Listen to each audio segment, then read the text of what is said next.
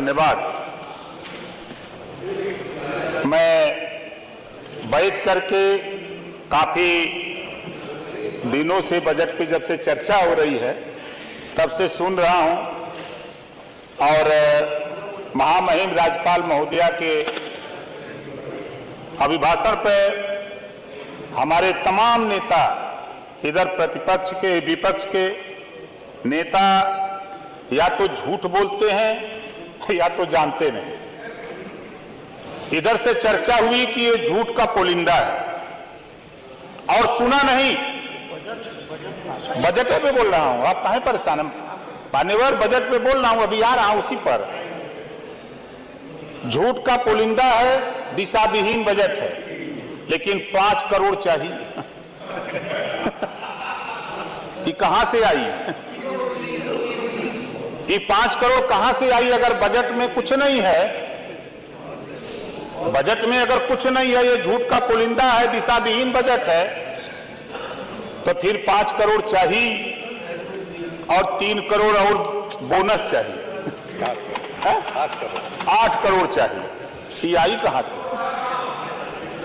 अभी आप जानो, आप लोग चर्चा कर रहे भाई, हमारे भी लोग मांग रहे हैं 5 करोड़ 3 करोड़, आप भी मांग रहे हो, तो बजटवा में जब ये नहीं है तो ये देगी सरकार कहां से?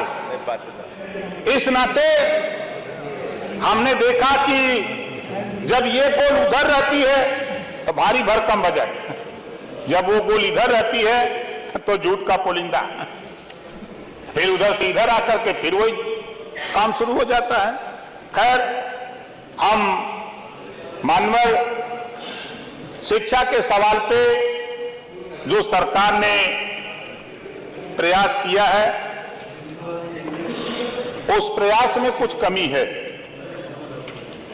उस पर हम आपके माध्यम से सरकार का ध्यान आकृष्ट कराना चाहूंगा कि भारत देश में एक प्रदेश है तेलंगाना, जिसकी आबादी 3 करोड़ 51 लाख 93,878 2011 की जनगणना में, और वहां 500 केजी से लेकर पीजी तक, और पिछड़ी जात, अनुसूचित जात, जनजात और अल्पसंख्यक के लिए निःशुल्क शिक्षा, भोजन और आवास सहित 500 कॉलेज खोले गए। लेकिन इधर की भी हमारे अभी नेता प्रतिपक्ष बहुत विकास किए हैं, अच्छी बात है, विकास किया है, हम भी स्वीकार करते हैं। लेकिन शिक्षा के सवाल पे जिस जाति की बात आई है, जाति है कि जाति जाति नहीं, और चुनाव आता है तो जाति याद आ जाती है। वाह वाह वाह, क्या बात, बहुत बढ़िया।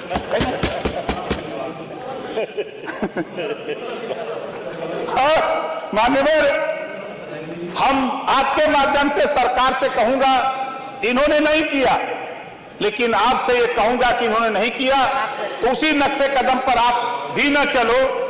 आप कम से कम तेलंगाना में एक प्रतिनिधि आप भेज करके वहां से पता करा लीजिए आखिर में वो स्टेट इस तरह की व्यवस्था कैसे दे रहा है। उस व्यवस्था को यहां ला करके, शिक्षा जब तक समाज में नहीं होगी तब तक ना प्रदेश तरक्की करेगा ना देश तरक्की करेगा। इस नाते शिक्षा के सवाल पे जो बजट आया है, उस पूरे बजट में ये व्यवस्था नहीं है। मान्यवर, हमारी कोशिश है कि जिस तरह तेलंगाना में 500 केजी से पीजी तक कॉलेज खोल करके निःशुल्क चलाए जा रहे हैं, उसी तरह यहां भी वो व्यवस्था लागू होनी चाहिए। दूसरा, हमारा सरकार ने बहुत काम किया है, भू माफिया के नाम पर सरकार ने बहुत अच्छा काम किया है। मैंने भी इसको पढ़ा है। भू माफिया के नाम पर देखा कि इसमें प्रदेश में एंटी भू माफिया पोर्टल पर 3,41,236 शिकायतें आई और 3,39,552 शिकायतें निस्तारित कर दी गई। मान्यवर, भू माफिया के नाम पर हम डंके की चोट पे कहता हूं कि भूमिहीनों को उजाड़ने का काम हो रहा है, इसको भी आप दिखवा लीजिएगा मान्यवर। ये पूरे प्रदेश का मामला है, कोई व्यक्तिगत हमारा नहीं है। जो भूमिहीन है, जो दशकों से बसा है, 50 साल 60 साल 100 साल से गांव सभा की जमीनों पर, सरकारी जमीनों पर, उसको गांव में ग्राम प्रधान की गोलबंदी की वजह से, जो गांव में प्रधानी को लेकर 4 गोल 3 गोल 5 गोल हुई है, इसके वजह से 1 गोल दरखास्त दे रही है और आदेश हो जा रहा है, उसको गिरा दिया जा रहा है, उसको भूमाफिया बना करके गिराया जा रहा है। इसको भी मान्यवर हम सरकार से चाहूंगा कि आप बहुत अच्छी प्रगति कर रहे हो, लेकिन उन भूमिहीनों के ऊपर जो भूमाफिया बना करके उनको गिराया जा रहा है, इस पे आप ध्यान अपना जरूर डालिएगा, ताकि ऐसे लोगों के ऊपर आए दिन घटनाएं सामने हमारे आती हैं, आपके भी हमारे तमाम सदस्यों के सामने आती होगी। इस नाते भूमिहीनों को भूमाफिया बनाने का काम नहीं होना चाहिए।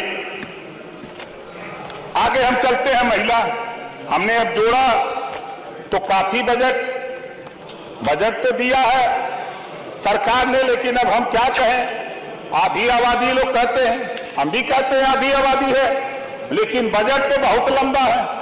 लेकिन पूरे लंबा बजट में महिलाओं के विकास के लिए जहां आधी आबादी है, वहां 5,895 ही करोड़ सभी मदों में महिलाओं के लिए आपने दिया है, आधी आबादी को आपने बजट दिया। इस नाते महिलाओं के संबंध में मैं कहना चाहूंगा मान्यवर, आधी आबादी है तो नौकरियों में इनको जब देश की सर्वोच्च कुर्सी पर राष्ट्रपति, प्रधानमंत्री की कुर्सी पर राष्ट्रपति, मुख्यमंत्री की कुर्सी पर राष्ट्रपति, डीएम की कुर्सी पर राष्ट्रपति सुशोभित कर सकती है और फाइटर प्लेन चला सकती है, तो महिलाओं को आप नौकरियों में 50% रिजर्वेशन कर दिया जाए, इनको कहीं जाने की किसी को जरूरत नहीं पड़ेगी, अपनी ये सुरक्षा खुद कर लेंगी।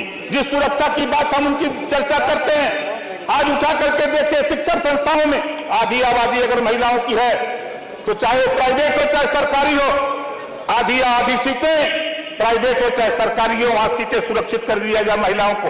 इनको निःशुल्क पढ़ा करके, व्यवस्था देकर के इनको आगे बढ़ाने का काम किया जाए। हम इनको सुरक्षा की बात करते हैं, 75 साल बीत गए तो उस 75 साल से महिलाओं के विकास की ही बात करते हैं, इनको सुरक्षा की बात करते हैं। लोकसभा विधानसभा में ये मामला यहाँ का नहीं है, लेकिन हम चाहूंगा आपके माध्यम से मान्यवर प्रदेश सरकार से चाहूंगा कि लोकसभा विधानसभा में भी यहां से एक पत्र जाए कि महिलाओं को भी 50% सीटें आरक्षित कर दिया जाए, ताकि वो अपनी लड़ाई खुद लड़ सके, किसी के भरोसे न रहें। आगे मान्यवर सरकार ने एक्सप्रेसवे बनाया, इस एक्सप्रेसवे में एक पूर्वांचल का आता है, उसका भी हम आनंद लेते हैं। हमारे विधायक जी हैं बलिया से भी लेते हैं, अंबेडकर नगर के हैं ये भी लेते हैं, मऊ के लेते हैं, सटे हुए कई जिलों के लोग लेते हैं। अब इधर जब हम जाते हैं कार्यक्रम करने के लिए तो अखिलेश जी बनाए हैं आगरा एक्सप्रेसवे, उसका भी आनंद लेते हैं। अभी बुंदेलखंड जब से बना तब से हम गए नहीं है भैया। एक नोएडा वाला भी, एक नोएडा का भी है, उधर भी जाते हैं तो उसका आनंद लेते हैं। लेकिन हम लोग तो आनंद लेते हैं, लेकिन मान्यवर ग्रामीण इलाके में एक्सप्रेसवे बनने से ग्रामीण इलाकों की सड़कें टूट गई, ग्रामीण इलाके की सड़कें टूट गई। सरकार का ध्यान, चाहे सत्ता पक्ष हो चाहे विपक्ष हो, सबका ध्यान एक्सप्रेसवे पर खाली चर्चा हो रहा है कि हमने ये बना दिया, हमने ये बना दिया। अच्छा किया, आप चुनकर के जनता ने आपको भेजा, तो किस लिए भेजा, बिगाड़ने के लिए कि बनाने के लिए? चाहे सत्ता पक्ष हो चाहे विपक्ष हो, आज इधर की गोल जब उधर जाती है या उधर की गोल इधर आती है, तो कभी तो हमने ये नहीं सुना 75 साल की आजादी में कि प्रदेश को बिगाड़ने के लिए, प्रदेश को विनाश के रास्ते पर ले जाने के लिए सरकार जनता ने चुना हो। जनता तो विकास के लिए ही चुनती है, चाहे सपा को चुने, कांग्रेस को चुने, बसपा को चुने, भाजपा को चुने, किसी को चुने, तो ये विकास के लिए ही जनता चुनती है। इस नाते मान्यवर जो ग्रामीण सड़कें क्षतिग्रस्त हो गई हैं, पूरा बजट हमने देखा, सरकार एक्सप्रेसवे पर पूरा ध्यान, ग्रामीण इलाके पर जो बजट है हमने उसको भी देखा, लेकिन वो जो बजट है वो बहुत कम है। हम लोग गांव से चुन करके आए हैं, गांव में रहने वाले लोग हैं, ग्रामीण इलाके की विधानसभा, हमारे विधानसभा से ही पूर्वांचल एक्सप्रेसवे जाती है। हमारे नेता प्रतिपक्ष जी कह रहे थे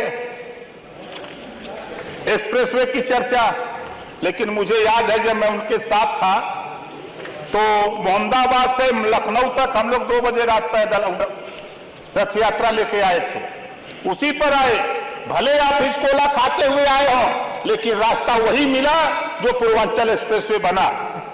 हो सकता है आपके पास अच्छी टेक्नोलॉजी रही हो, आप प्रतिपक्ष के नेता हैं, नेता प्रतिपक्ष हैं, आपने सलाह अच्छी नहीं दे पाया हो कि भाई ये इस तरह का हमने बनाया है, इस तरह का बनवा दीजिए तो बेहतर बना होता। लेकिन इतना जरूर है कि जो पूर्वांचल एक्सप्रेसवे है बना है, उससे भाई हमारे लिए, पूर्वांचल के इलाकों के लिए बेहतर आवागमन लखनऊ आने के लिए सुविधा हो गई है, इसको नकारा नहीं जा सकता है।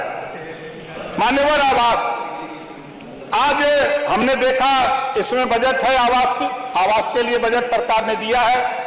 माननीय वित्त मंत्री जी, आपके माध्यम से कहना चाहूंगा कि 2011 की जनगणना के आधार पर आवास बनाने की सूची बनी है और 2011-2023 है। माननीय संसदीय कार्य मंत्री जी, 2023 है। जिस बाप के पास 4 बेटे थे, 5 साल 6 साल के बाद वो 4 जगह मड़ई डाल लिए तो पता लगा 3 लोग आवास के पात्र हो गए।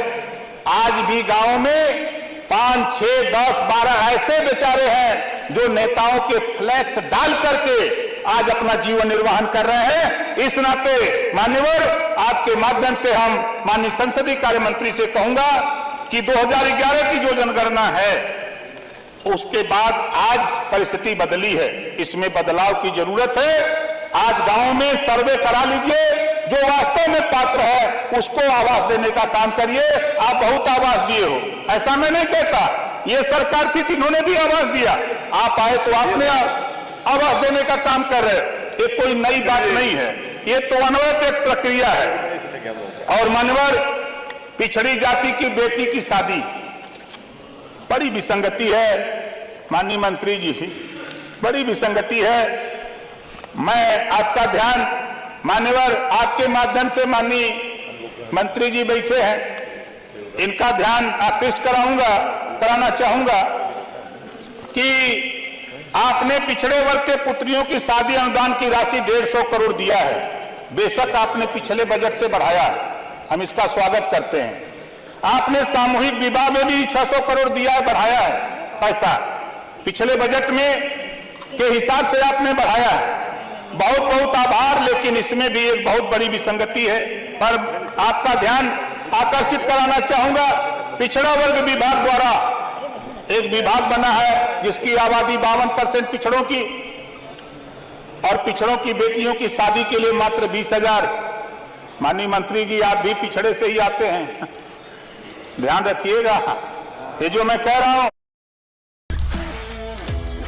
विसंगति है। 20,000 रुपया पिछड़ी जाति की बेटी की शादी में, ये महंगाई के समय में ऊंट के मुंह में जीरा है। मान्यवर, ऊंट के मुंह में जीरा है। इस नाते वहीं जब सामूहिक विवाह होता है तो आप 35,000 नगद देते हैं, 10,000 का सामान देते हैं और आयोजन में खर्च आप भी करते हैं, और श्रम विभाग से 50,000 रुपया आप शादी अनुदान देते हैं, तो 50,000 से ज्यादा देते हैं। इस नाते आज जो समय है, हम आपसे कहूंगा कि अब वो समय आ गया है कि जो 20,000 से बढ़ा करके उसको, जो सामूहिक विवाह में जो आप 50,000 टारगेट रखे हैं, लक्ष्य रखे हैं, और श्रम विभाग में जो 50,000 रखे हैं, वही पिछड़ी जाति की बेटी की शादी में भी 50,000 रुपया करने का वो समय आ गया है। और मान्यवर, मैं आपके माध्यम से सदन का ध्यान आकर्षित कराना चाहूंगा कि आपके कई विभाग अनेक योजनाएं चलाते हैं, जैसे विधवा पेंशन, पारिवारिक लाभ, वृद्धा पेंशन।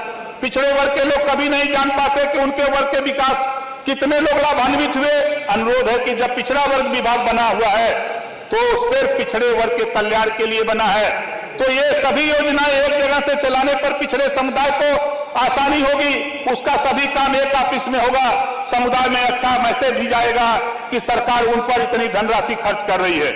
लेकिन दुर्भाग्य है कि एक देश एक राशन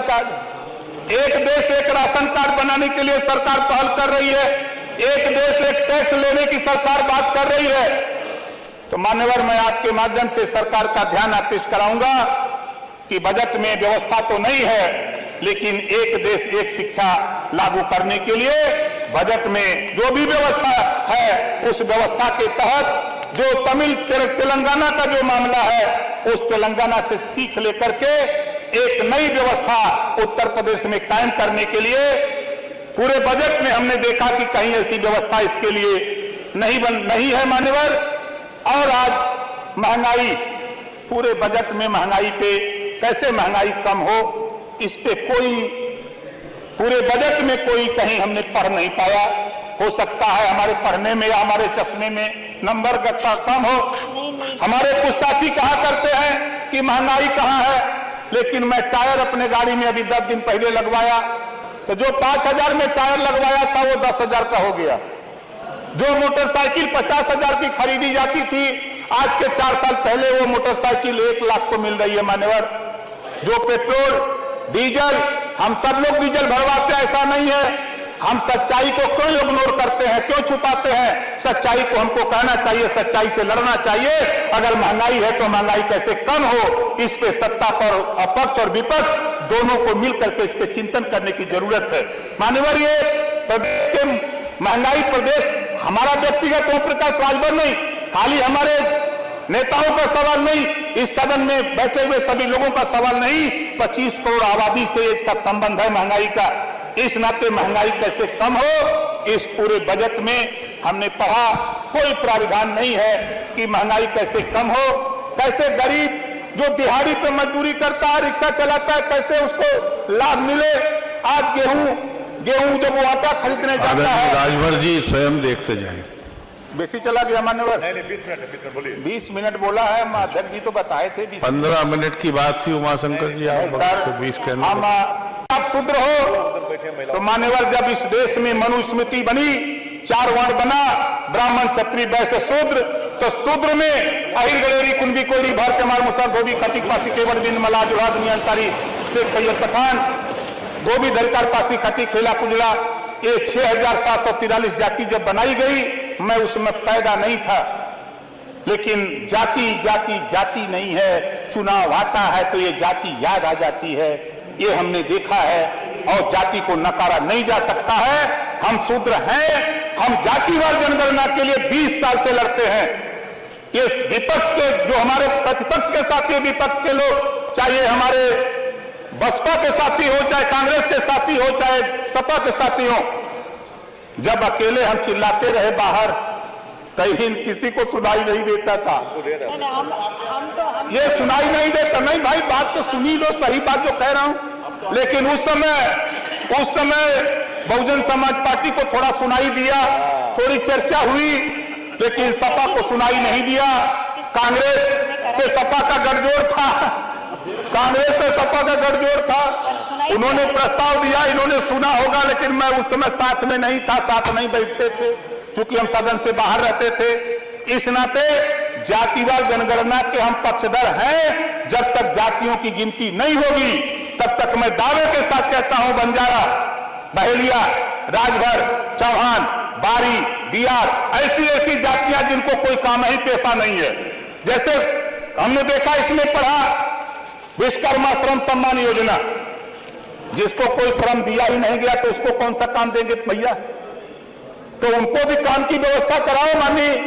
मान्यवर, आपके माध्यम से हम सरकार का ध्यान आकृष्ट कराना चाहूंगा कि भर को कोई काम नहीं मिला है, भर को कोई काम नहीं मिला है, चौहान को कोई काम नहीं मिला है, बारी बिहार को कोई काम नहीं, बंजारा को कोई काम नहीं, और रघुवंशी को कोई काम नहीं, तो इनको भी कोई पैसा दिलाने का व्यवस्था बनाई जाए, ताकि ये भी अपना जीविकोपार्जन कर सके। इसी नाते हम पुनः नेताजी, जो नेता प्रतिपक्ष ने सवाल किया, उसका यही उत्तर है कि मनुस्मृति में जो वर्ण व्यवस्था बनी, उस हिसाब से हम शूद्र हैं। जो देश में जाति है, तहसीलों में जाति प्रमाण पत्र ठप्पा मार के दिया जाता है। जब तक तहसील में ठप्पा मार करके दिया जाएगा कि तुम भरो, चौहान हो, बिंदु, केवट हो, मल्लाह, ब्राह्मण, राजपूत, तब तक ओम प्रकाश राजभर जाति को मानता रहेगा, जाति की लड़ाई लड़ता रहेगा।